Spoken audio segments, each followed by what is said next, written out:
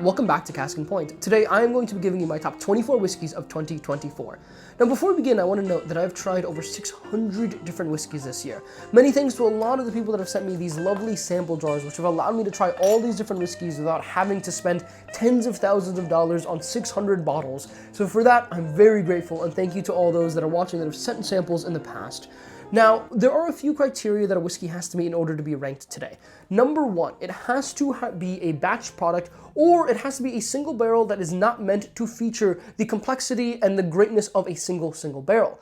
So what I mean by this, obviously all batch products are free game. However, single barrels like those from Rare Character, where you can have the exact same barrel code and be very different, those are not going to be able to be qualified. But a bottle like Jack Daniel's single barrel proof Tennessee whiskey, that is definitely one that I think is worthy of being ranked, because it's not really designed to show you that this particular barrel is that much better than any other particular barrel. The labeling is the same, and so I think that's fair game, and I think we would be excluding a lot such as King of Kentucky if we didn't include that. Now, that's rule number one. Rule number two, it has to be released in 2024. So whiskeys like Found North Peregrine, which I think are absolutely incredible and most people didn't drink until 2024, that technically did release on December 7th, 2023, and so that would not be allowed to be included in the rankings here today. And then third, it has to be a new release. So Jack Daniel's Single Barrel Proof Rye, an amazing whiskey that I think has really killed it this year with their distribution, with the fact that it is a $65 shelfer that is beating pretty much every other whiskey in that price range and probably upwards of double that price range. But it's not a new release. We did have that in 2023, and so I'm not going to qualify that as a 2024, and I'm not going to be ranking it here on this list. Now, I do have a couple of honorable mentions. So number one, Michter's Barrel Strength Bourbon. I think this is a great whiskey. I think a lot of people tend to give a lot more attention to other Michter's products, but this one is absolutely amazing. The reason why I'm not ranking it is because it is a Kentucky-only release. Now, most people don't actually know that, and so they hunt for it thinking they could find it, but it's only in Kentucky, or it's in a place where they can buy whiskey from anywhere and then sell it on their shelves like DC. And so those are really the only places you'll find it, and because of that, I just couldn't justify putting it on this list, but it is really an amazing whiskey. Smoke Eye Hill, I think some people were saying this was the George C. Stagg killer. I don't think it was that good, but I do think for a new release that's under $100, it is one of the best out there. It tastes much older than 5 years old, and it is very good. And then I will just give an honorable mention to Rare Character in general. They've been producing some amazing whiskeys, these Brook Hills, the TKOs, the KOAs. They're all single barrels, and so they aren't allowed to be on this list, but they've really been doing an amazing job. And if I did allow single barrels on this list, I assure you probably at least 5 of my 24 would end up being Rare Character, because they've just knocked it out of the park with so many of their releases this year. But they are single barrels, so I won't qualify them here. But let's get into the top 24 of 2024. So, in 24th place, we have Woodford 121.2 proof. This is an amazing pour. I think it is one that is typically disrespected on the market. I think people aren't really looking at Woodford for top-end pours, but I do think this bottle was better than a lot of the previous years of the batch proof. I think it was a great showing. I think there's an amazing amount of cinnamon on this whiskey, and I think it is definitely a whiskey that is worth picking up if you find it for MSRP and try it. And I think people just don't give it a chance because they see $150, $160, $170, but it is marked up a little bit. I think if you could find it closer to $125, it is well worth it. In 23rd place, we have Michter's Barrel Strength Rye 2024. Now, the Barrel Strength Rye this year was a few proof points lower than the 2022, and so while the 2022 was more in the 112 to 116 range, this was much more in the 110 to 111 range for pretty much all of them. And they are very good. I think you're getting a lot of red fruit on this. I think it's really a bourbon drinker's rye, but that really gives you the complexity of an additional characteristic of rye spice with a lot of your typical vanilla, bourbony, caramel, red fruit notes. So I think Michter's really knocked it out of the park this year. In 22nd place, we have Jack Daniel's 12 Batch 2. So this is a 2024 release. It's just released in February, and so many people have forgotten about this whiskey at this time of the year. It is amazing. Now, this year, I do think was a great showing from Jack Daniel's overall. I think the 12-year really killed it. I think you had so much bright red fruit on Batch 2 that it's so well worth its MSRP at $90. And at secondary, at about double that, it's not really that bad of a pickup either. Now, I don't know if I could buy a bunch of them at $180, but I think at $90, I would buy as many as I possibly can. It is really that good. It is that special. And the fact that we have now been rumored that there is a Jack Daniel's 14 coming out, I'm so excited to see what is coming out for next year. And that one is supposedly 125 proof, so we'll see. In 21st place, we have another Jack Daniels. We have Jack Daniels 10 Batch 3. So I do believe that this whiskey is objectively better than the 12-year Batch 2. I think it's very, very close, and I've tried them against each other many times, and every time I go back to that 10. Well, not every time, but the majority of the time I go back to the 10. And I think that 10 Batch 3 is the best batch of 10 we've ever had. I think it's really, really up there for one of the best Jack Daniels in a long time. And the MSRP about $80-85, and the secondary at only around $125, meaning it should be sitting on shelves in certain places at $129, $130. I mean, it's worth it. It is just worth that much money for sure. I think you get all these complexities of the banana, the charcoal, but you're adding in a lot of red fruit into it. An amazing, amazing whiskey from Jack Daniels this year. And these are not the only two Jack Daniels that we're going to be seeing on this list. So let's keep moving along. In 20th place, we have Booker's The Reserves. So I think this is exactly what I wish Booker's products were. I wish the 2024 a 1, 2, 3, or 4 would have tasted like Booker's The Reserves. I mean, this was an 8-year whiskey, so not that much older than the typical 7.5-year Booker's that we're getting. And at 125.9 proof, it's totally in line with those other whiskeys. But this one was amazing.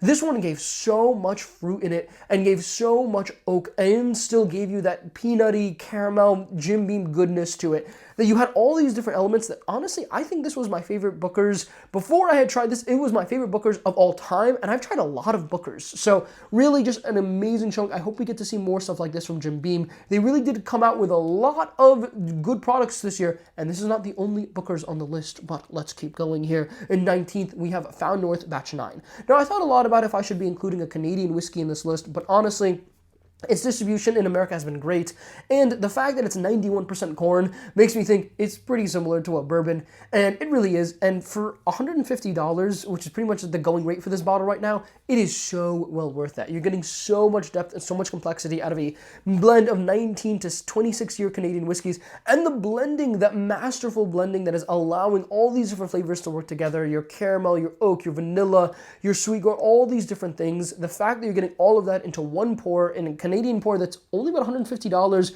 which relative to the rest of the market is very good for this quality whiskey. I think Found North really killed it, and I'm telling you, this also isn't the only Found North on the list.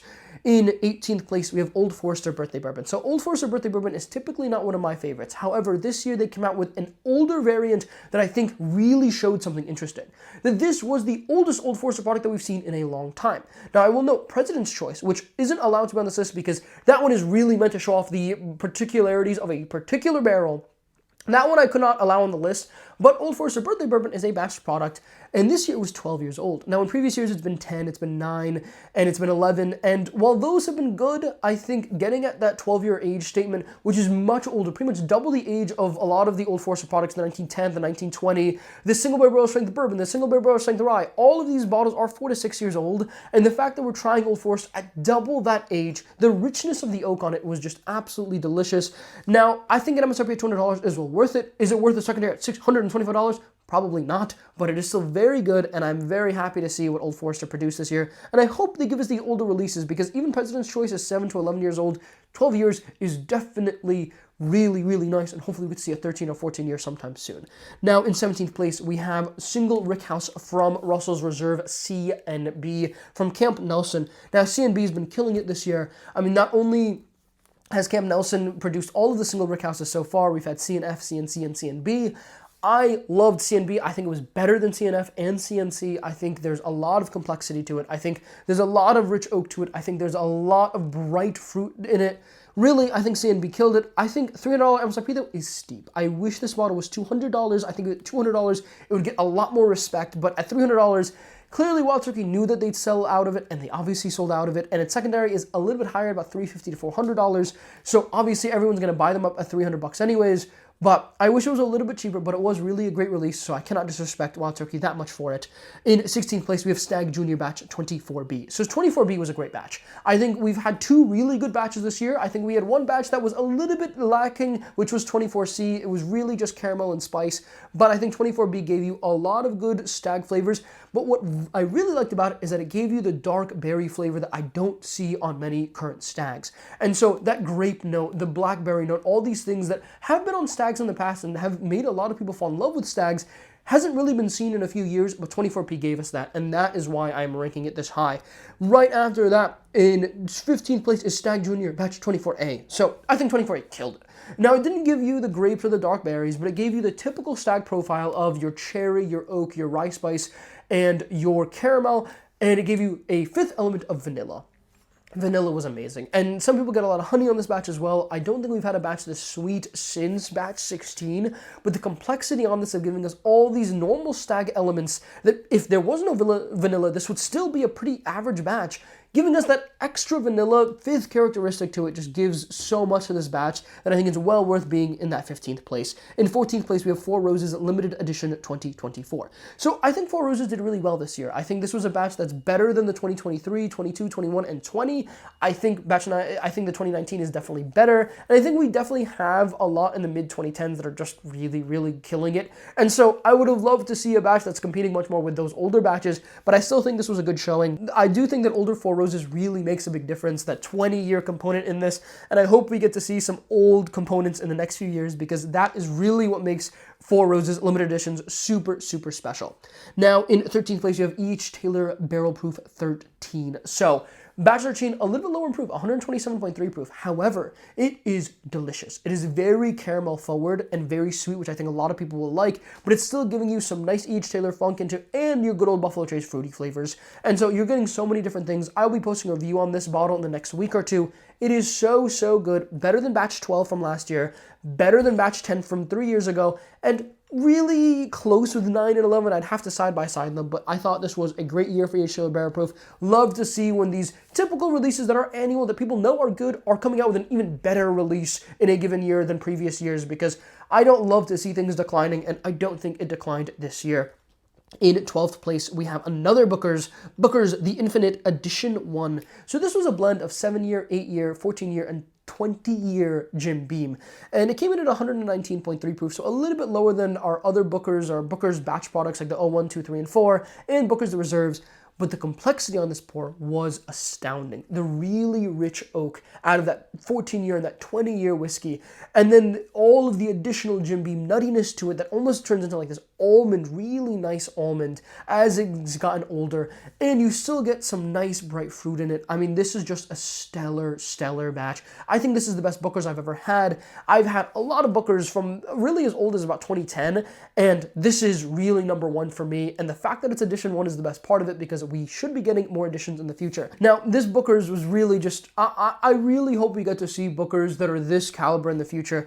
Really something special. Now, in 11th place, we have Found North Batch 10, our second and final Canadian whiskey. So, I think Found North really killed it, really knocked it out of the park this year with their releases, and Batch 10 is the epitome of that. Batch 10 is a wheat whiskey, so it has an 8-year wheat component, a 9-year malt component, and then older, I believe, 19 and 23-year corn whiskeys, and so it is still primarily a bourbon-like corn whiskey, but the wheat on it just gives so much. I think you're getting the sweet corn and the vanilla that I think any Wheater fan will love. And as somebody that isn't typically a huge Wheater fan, I loved this release, and I think it is so well worth its MSRP at about $150. And I think it's so well worth its secondary because the secondary isn't really any higher, maybe $175 to $200. This is a bottle worth having on the shelf. If you are a wheat fan, you need this bottle of whiskey at that price. It cannot be beaten, I don't think. It is absolutely and utterly amazing. It's like if you took a Weller Full Proof store pick that was really good and made it even better and gave it even more flavor. That is that Found North at about 123.8 proof, so utterly amazing. Now for the top 10. In 10th place, 2024 Jack Daniel's Coy Hill. So our third Jack Daniel's product here in the top 24. Jack Daniel's, again, absolutely killed it this year. Now, the greatest red flag of this release is that the proof range was a lot. And so I really debated putting this on the list because of that, because you're getting as low as 122.0 and as high as 137.5. Now, I've tried a few of them that have ranged in proof. The higher proofs are definitely a little bit better to me, and while I don't think it's competing with 2021 Coy Hill, that 2021 Coy Hill is not the benchmark here. That is the greatest Jack Daniel's product ever released, at least in the last 50 years, and the fact that people are saying, yes, just because 2024 isn't as good as 2021, that means it's bad, I think is a bit ridiculous. I think for a bottle that has now about less than half the secondary of 2021, I think it is much more worth its price on secondary, and obviously at $90, which, to be clear, Jack Daniel's is only charging $90 for this bottle. that is so well worth the money. I think great for Jack Daniels, and I'm so happy because they knew that they could have charged $250 for this bottle and people would have bought it, but they didn't. They still charged us $90, and that definitely deserves a top 10 placement. Well done to Jack Daniels. I do think people should get higher proofs if they can. Unfortunately, Connecticut did get the 122.0s, so it is what it is, but definitely get a higher proof if you can. It's definitely much closer to the 2021 if it's in the 130s. But anyways, in 9th place, Thomas Handy 2024.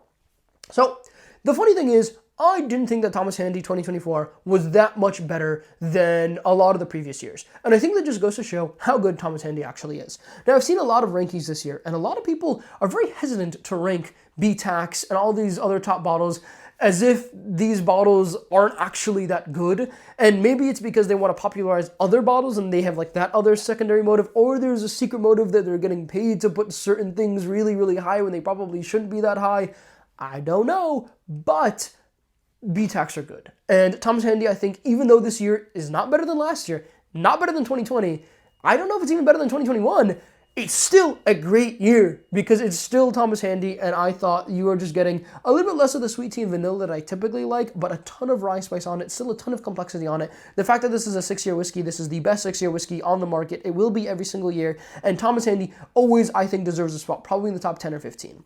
Now, in 8th place, we have Murray Hill Club Special Release number 4. So this is an interesting whiskey. This is a blend of 8-year and 17-year MGP whiskey from Murray Hill Club, the same master distiller, Nancy Foley, that makes the Joseph Magnus cigar blends. Now, the cigar blends have fallen out of fashion a little bit. They produced a lot of them, and at $200, I think people kind of allowed them to build up a lot in markets, and now people aren't really buying them because they know that they could pretty regularly buy a bottle for $200, which is a bit unfortunate for Murray Hill Club. But anyways, I think Murray Hill Club number 4 was great, and I think a lot of people have been passing on this release because they just see $200 Murray Hill Club, and they may even think that it's the $100 variant, or they just see $200. Oh, I don't like the cigar blend for $200. Oh, I can always find this. I'm not going to buy it. This bottle is delicious.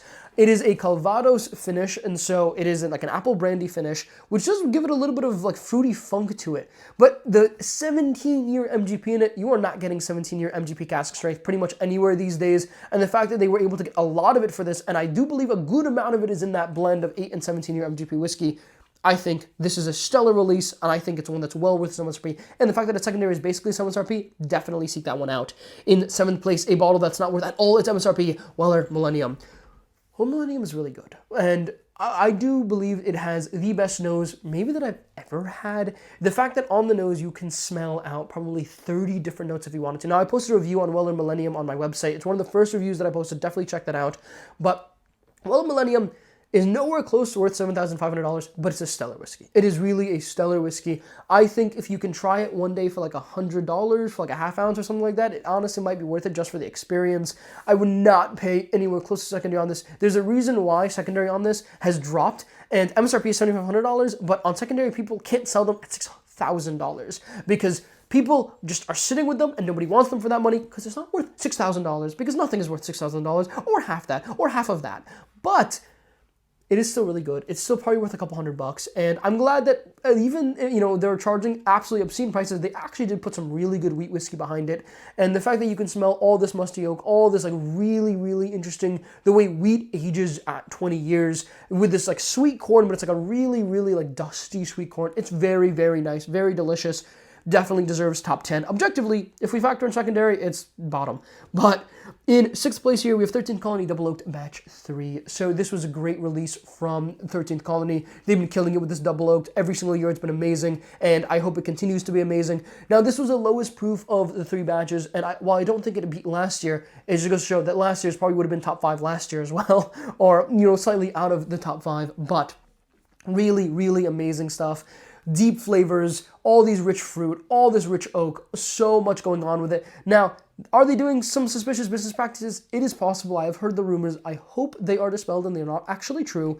But whatever it is, the whiskey inside is amazing. In 5th place, top 5, we have Russell's 15. So Russell's 15 has ranked number 1 on a lot of rankings lists this year, and people really like Russell's 15. They really have been praising this whiskey as the best, not only the best of the year, they're saying it's the best in so long, it's so amazing. Now let me just defend my position a little bit and just say, Russell's 13 batches 1, 2, and 3 are known to have much older whiskey than 15 years in them, and they aren't surging on secondary markets. Russell's 15, it was really just meant to be the Russell's 13 batch 6, but they realized that all the whiskey was 15 years old, and they just put it under a 15 label, and they made a different label, and they charged $100 extra.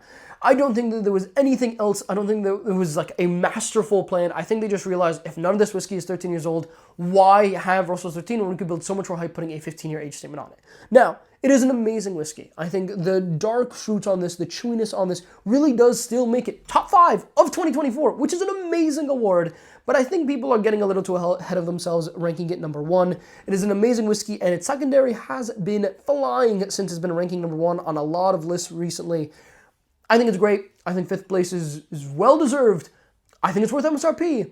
I think it's worth $300. I think at $400, I was debating it a lot more. I think its recent search about $525 is not worth it. But in 4th place here, another 13th Colony. 13th Colony 15th anniversary. So this was released in the beginning of 2024, I believe in January or February, and this is a stellar whiskey. And the fact that this has a secondary of only about $400 is pretty impressive because it is giving you all these fruits, all the fruits in the world. If you like fruity flavor profiles at all, this is the whiskey for you. You are getting stone fruit, you're getting red fruit, you're getting dark fruit, all these different fruits, pretty much any fruit you can name, you could probably think about it and find it on this whiskey, and all of the oak and spice and vanilla to back it up. I think this was an amazing release. It's unfortunate it's a one-off release, but it was a 2024 release, and I think very well deserving of 4th place. Our top 3, in 3rd place, we have Old Fitzgerald VVS 13-year. I think this is the best Old Fitzgerald release probably ever. I haven't tried all of them, but man, did this one kill it out of the park. I think at 100 proof, this is really going to be that number 1 for probably anything under like 120 proof, which, you know, may be implying what the next 2 are going to be. I thought this whiskey killed it. I thought this was really genuinely amazing whiskey. I think the complexity, I mean, this really just goes to show how good Heaven Hill can actually get. And it has a secondary of about $800, and I get it. Like, it is not $800 good, because I don't know if there really is anything that's $800 good, but it is really, really good. And relative to the rest of the market, it deserves to be $800 in secondary based on what people are paying for other things. A top-notch whiskey. Really amazing showing from Old Fitzgerald, from Heaven Hill. And they clearly knew what they were doing when they called it very, very special. It is very, very special. Well done to the Heaven Hill team. In 2nd place, we have William LaRue Weller 2024. So like I said, people seem to be afraid to rank these kinds of whiskeys in the top 5, top 10. I thought 2024 killed it. I think this was, honestly, a pretty average year for William LaRue Weller, which is to say it killed it. And it's amazing. And it is really some of the best whiskey on the market. And I know it's overplayed, oh, William LaRue Weller is so good. I'm not even a big Weeder fan, but the fact that you were getting all these different flavor notes on William LaRue Weller that is going beyond the wheat and still giving you rich oak and still giving you a really impressive age statement on it at 12 years for a wheat whiskey, which isn't that common. It was similar to the aged wheat funk on Weller Millennium. I think William LaRue Weller is giving you that and so much more at cask strength. Now, this year's release was 125.8 proof, so not the highest of the bunch. Honestly, drinking a little bit hotter than 125 proof, and just amazing. And I think it well deserves to be in that list. Now, before I get into the number 1, I have 2 special mentions. So, Michter's 20-year is an amazing whiskey from what I've heard. I haven't tried it, so I'm not ranking it here. I do believe it is likely a top 5 or top 10 whiskey. Because I haven't tried it, I'm not comfortable putting it in this list. It is likely very, very, very good. Is it worth $3,000 secondary? Probably not. Nobody says it is. And from the years that I have tried, I don't think it is. But I just want to mention it because I know a lot of people are probably wondering, where the heck is Michter's 20? And the second one is King of Kentucky. Now, King of Kentucky, I really debated because this is a single barrel release that does kind of feature the really good things about certain single barrels.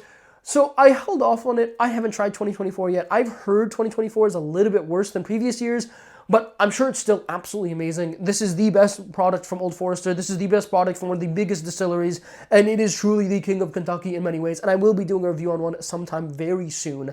But again, I couldn't rank it this high just because I haven't tried 2024's release, and I cannot go off of what other people said since I haven't been able to try it, and I haven't tried all the whiskeys in the world this year. I have held off, but these 2 probably very likely top 5, probably very likely even top 3. But my number 1 whiskey that I have tried this year is George T. Stagg 2024. George T. Stagg killed it. This is the best release in 2 years, which is funny to say because I thought 2022 absolutely killed it as well. But 2024, George C. Stagg gave you so much cherry. And the mix of that old oak with the cherry really makes it deserving of the number one here. I think this is a stellar release. I think there's a reason why this is really going to maintain its secondary value at about $700 and exactly what Buffalo Trace needed to stop the secondary markets from plummeting. Now, I will be doing some videos soon talking about the secondary market plummets and all that good stuff, but that's 2024 for you. I think it was an amazing year. I think a lot of great whiskeys were released this year, and I think I'm not surprised that Buffalo Trace is leading the charge. Heaven Hill up there in number 3. Jack Daniel's having 3 releases on here. 2 Canadian whiskeys that are really going to add some funk into the future as they continue to produce. It was a great year of whiskey. I hope you all enjoyed it. Let me know down below in the comments what your top whiskeys are. Let me know how much you agree or disagree with my list. Obviously, it's just one man's opinion. Everybody has a different palate, but I hope you all enjoyed it. I hope you have a lovely rest of your day. It's New Year's, so enjoy your New Year's, and I'll catch you all in 2025.